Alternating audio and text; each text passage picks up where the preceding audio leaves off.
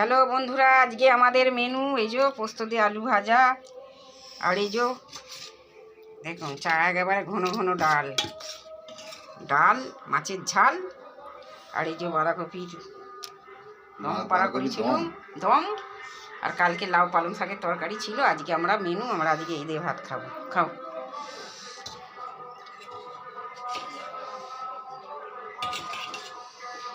আজ রাত্রিবেলা কি করবে তাহলে? বাঁধাকপি রুটি খাবো, আটা এনে দেবে, রুটি করে খাবো। বাঁধাকপি তরকারি না,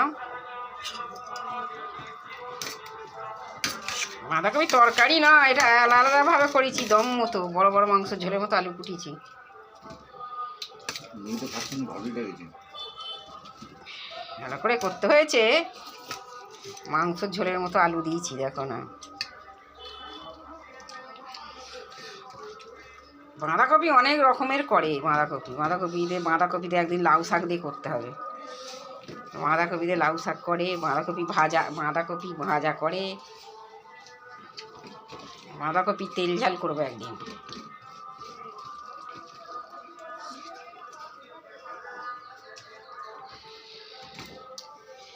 বন্ধুরা দেখেছেন, আমি কিন্তু কাটে ভাত করি। এই যে মাটির হাঁড়িতে ভাত খাওয়া খুব ভালো, পেটের পক্ষে খুব ভালো। আমি রোজের মাটির হাঁড়ি করে এখন ভাত করি।